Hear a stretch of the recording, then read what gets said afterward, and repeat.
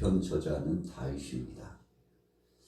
언제 이 시편, 이 시의 이 기도문을 고백하면서 하나님 앞에 찬송으로 영광을 돌렸을까요? 다윗이 그의 인생 여정 가운데 참 안타깝고 발을 동동 구르면서 못내 마음에 힘겨워했던 때가 있었죠.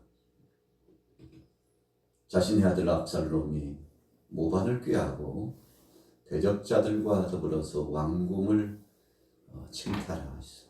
왕자를 빼앗으려고 했을 때 바로 그때가 참 곤란한 상황, 마음 아픈 상황이었다고 할 수 있죠.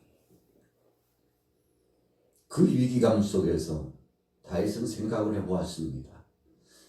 이 일이 이렇게 된 거, 이런 상황이 된 것은 바로 내 죄값이라고 생각을 했죠. 하나님 앞에 나아가서 목 놓아 울부짖고 기도하고 참회하면서 자기 자신을 돌아보고 하나님 앞에 회개하고 용서를 구하여서 새로운 삶의 전환의 역사를 꿈꾸면서 하나님 앞에 간절히 부르짖어 기도했던 바로 그 시간, 그가 추적자들에게 쫓기면서 야반 도주하듯이 도망했죠. 그리고 요단강을 건너서 저 동방쪽으로 향하여 피신해 나갈 때 참 서럽고 마음 아픈 거죠. 가장 믿었던 사람들이 배반을 했던 거 아니겠습니까? 가까이에서는 피부치인 아들 압살롬이, 또 가까이에서는 충성된 충인들이 어느새 마음이 변절돼 가지고 왕에게 충성하고 나라에 충성해야 될 사람들이 이기적인 욕심을 가지고 왕권을 창탈해서 새로운 정치적인 권력의 욕망을 채우고자 했던 바로 이런, 참 어찌 보면 말도 안 되는 일이 자신의 눈앞에서 일어났는데, 그때 다윗이 어떤 처신과 어떤 태도를 취했느냐 하는 것은 매우 중요한 것이죠. 우리가 인생 여정을 살아가면서 위기의 상황이 올 때가 있습니다. 또 기회의 상황도 올 때가 있죠.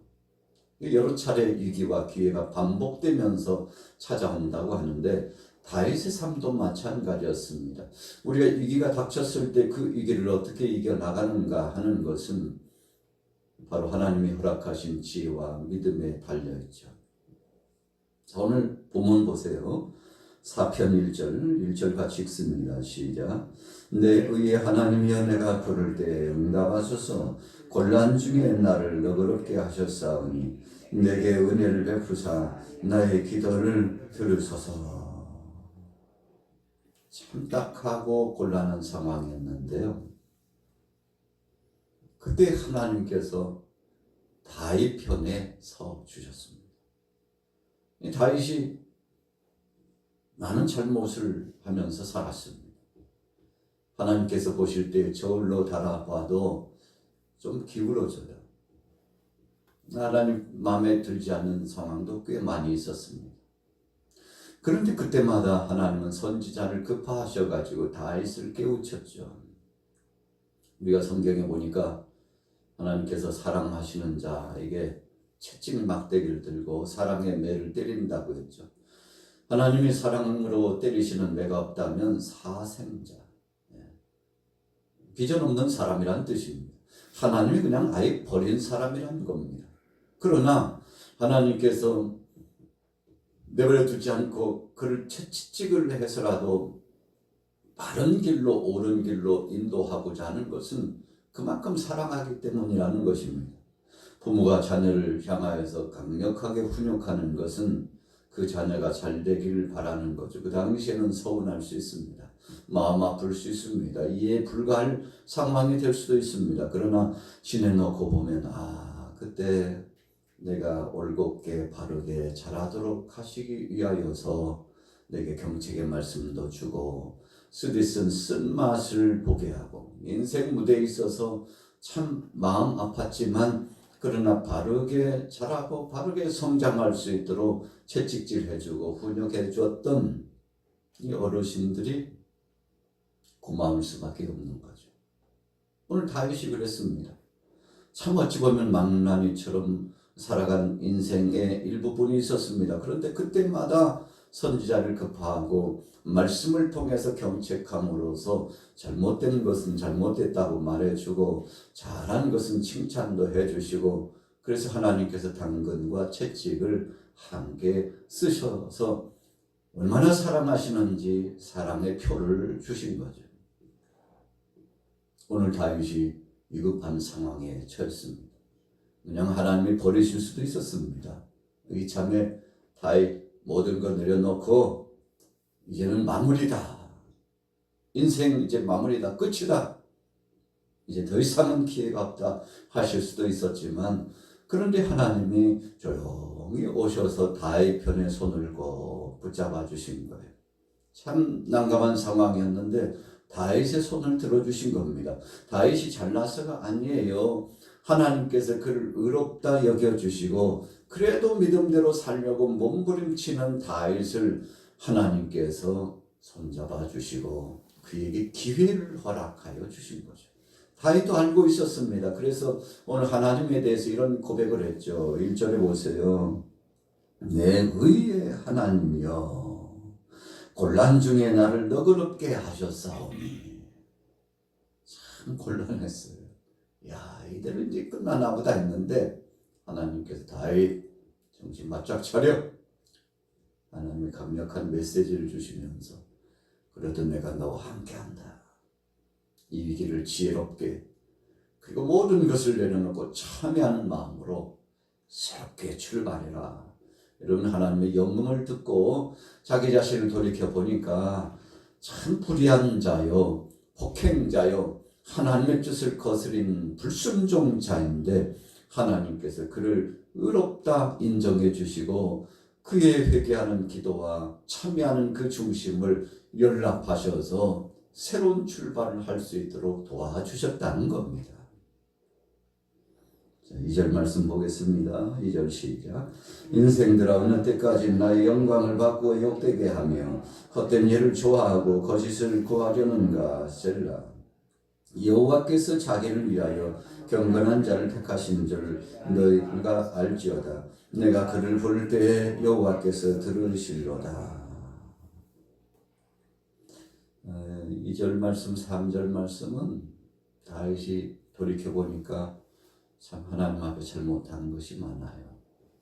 자기를 향하여서 채찍질한 겁니다. 인생들아, 어느 때까지 하나님 영광을 가지고 엿보이면서 살 것인가. 주위에 있는 사람들한테 이야기한 것 같지만 사실은 가장 먼저 자신을 향하여서 말씀을 선포하고 고백한 겁니다. 그렇습니다.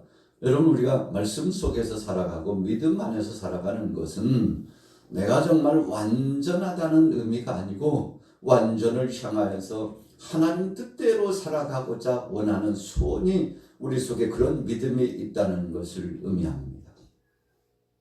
여러분, 그래서 우리가 하루를 시작하면서 이렇게 예배당에 나와서 기도처에 나와서 하나님 앞에 간절히 기도하는 시간을 갖게 되었었는데, 이유가 뭡니까?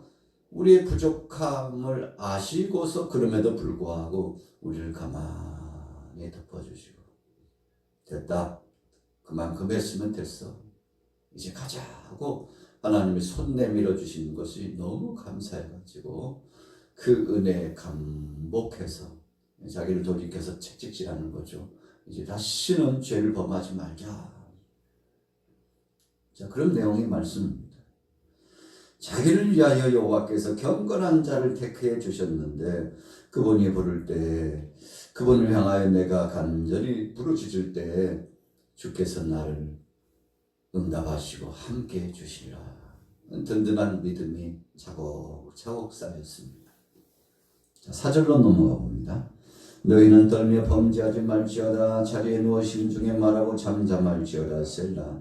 위에 제사를 드리고 여호와를 의지할지어다. 범죄하지 말지어다. 우리가 나라의 법에도요, 죄를 범했는데 그 과거 이력을 보니까 한 번도 죄를 지은 적이 없어요. 어쩌다 보니까 상황이 그래서 범법자가 되었는데, 그렇게 될 경우에는 판결에서도 정상 참작을 합니다. 흉악한 죄를 범하려고 범한 것이 아니고 어쩌다 보니까 유혹을 당하고 어쩌다 보니까 인내심이 부족하고 어쩌다 보니까 상황이 그래서 그런 것 같으니 다시는 죄를 범하지 말라고 형량 중에서도 조금 감형을 해서 해주는 예가 있습니다. 그런데 과거 이력을 보니까 아이고 그냥 전과 2범, 3범, 5범, 7범 그냥 열어보니까 얼마나 많은 죄를 범했는지 앞으로 큰 죄를 지을 가능성이 너무 많은 거예요. 사회에 그냥 복귀시키면 엄청난 폐악을 끼칠 것 같은 거예요. 영구히 사회에 나가서 빛을 보지 못하도록 막아야 되겠다. 그렇게 해서 판결하는 것이 무기한 징역을 살도록 꽁꽁꽁꽁 묶어놓는 거죠. 그래서 너무 심하면은 사형제도가 우리나라에서 아직도 시행이 된 적이 없고 오랫동안 사형을 진행하지 않았다고 합니다만 사형 그렇게 언도를 하지 않습니까? 소망이 보이지 않아요. 앞으로 지극히 사회에 폐악을 끼칠 만한 염려가 있다고 생각되면 그렇게 판결을 내립니다. 다른 데서 탄원이 들어와도 그 탄원이 별로 인정되지 않아요. 공감이 되지 않는다는 것입니다. 이웃들이 모든 사람들이 바로 그 사람에 대해서 어떻게 생각하는지도 굉장한 참고가 됩니다. 자, 오늘 본문에 보세요. 범죄하지 말지어다 그랬어요. 다시는 죄를 범하지 말고 이제는 새 사람으로 하나님 뜻대로 살기를 소원하시는 그 하나님의 신실하신 은혜의 역사가 드리워져 있는데 이 정도면 긍휼한 거죠. 그러나 여러분 소망이 없다는 것은 참 어두컴컴한 절벽과 같은 사면초가의 위기감이라고 할 수 있죠. 그러나 오늘 본문 4편, 시편 4편의 말씀은 절망 중에 다시 한번 일어날 수 있는 기력을 주고 새 소망을 주고 기회를 준다는 말씀이기 때문에 그렇게 말씀이 흘러가고 결론이 주어지기 때문에 처음 시작은 담담하게 시작했지만 나중에 가서는 마무리가 참 복되게 마무리가 되는 거죠. 자, 5절에 보세요. 의의 제사를 드리고 여호와를 의지할지어다. 여러 사람의 말이 우리에게 선을 보일 자 누구뇨 하오니 여호와여 주의 얼굴을 들어 우리에게 비추소서. 주께서 내 마음에 두신 기쁨은 그들의 곡식과 새 포도주가 풍성할 때보다 더하니다. 여러분 우리가 우리 자신들을 돌이켜볼 때 희망이 보이고 비전이 보이면 지금 상황은 좀 힘들어도 새롭게 도약하고 출발할 수 있습니다. 그만큼 하루를 출발할 때 오늘 하루 동안 희망이 있느냐 비전과 소망이 있느냐라고 다시 한번 돌이켜보는 것은 매우 중요합니다. 하루를 출발하는 발걸음이 가벼울 수도 있고 무거울 수도 있거든요. 그런데 어제까지 짓눌리고 고통스럽고 힘들었는데 오늘 아침에 일어나 봐도 상황이 여의치 않아요. 달라진 것이 없어요. 그러면 어깨가 쭉 늘어져가지고 아유 오늘도 어떻게 지내나 어떻게 또 하루가 지나갈지 참 막막하다 괴롭다 심지어는 나가기도 싫다 이래서 뭐해 삶의 소망이 없는데 여러분 그러나 정반대로 그렇지 어제까지는 참 답답하고 컬컬했는데 자고 나니까 몸도 거듭나고 일어나 보니까 문자가 하나 딸랑 와 있는데 걱정하지 마세요. 어제 일 다 수습됐고 이제 오늘 새로 출발하기만 하시면 됩니다. 다 일사천리로 문제를 해결해 놓았으니 염려 붙들어 매세요. 긴급한 자금이 필요했는데 은행에 대출을 신청했는데 될 수도 있고 안 될 수도 있습니다 하는데 문자가 딱 와 있어요. 대출이 완료됐으니 계좌로 입금되었으니 걱정하지 마시라고. 여러분 그러면 어떻습니까? 새로운 출발이에요. 새롭게 일어날 수 있는 비빌 언덕이 있어야 된다고 그러잖아요. 새로운 출발의 선언장이 자신에게 주어지고 기회가 주어졌는데 얼마나 감사한지 몰라요. 오늘 다윗이 그랬다는 겁니다. 자, 마지막 8절에 보세요. 내가 평안히 눕고 자기도 하리니 나를 안전히 살게 하시는 이는 오직 여호와시니이다. 압살롬 일당들이 쳐들어갔는데 하나님이 다 수습해 주시고 그 적들을 쇠퇴하게 하시고 처음에는 위협적으로 들어왔는데 혼비백산에서 다 불불이 흩어지고 적들을 하나님께서 쳐주셔가지고 이제는 상황이 수습되어가지고 기베리온의 왕이시여 왕궁의 모든 일이 수습됐사오니 걱정하지 마시고 이제 편대를 이루시고 왕으로 황궁하시옵소서. 극보가 왔다는 뜻입니다. 하나님이 다 수습해 주셨어요. 여러분 그래서 다윗의 삶을 보면 어려운 위기 때마다 하나님이 도와주신 예가 한두 번이 아닙니다. 오늘 하루를 주는 여러분들에게도 이런 좋은 소식들이 많이 들려오기를 축복합니다. 그래서 오늘 시편 4편은요. 절망 중에서 희락의 꿈을 꾸고서 일어나는 반전의 역사가 나타나는 말씀인데 인생 역전이라는 말이 있잖아요. 인생 역전. 하나님이 보아사 우리나라 만세. 하나님이 이것저것 저것 이것 좌우 앞뒤 동서남북 하나님이 친히 역사해 주셔가지고 다 회복되고 강건되게 되고 좋은 열매가 맺혀졌는데 오늘 그런 열매가 여러분들의 가정과 생업의 현장에 우리 양화교회 우리 대한민국의 세계 속에 있는 모든 심령들에게 비전이 넘치고 꿈이 넘쳐서 응답받고 꿈을 이루게 되시기를 예수님의 이름으로 축복합니다.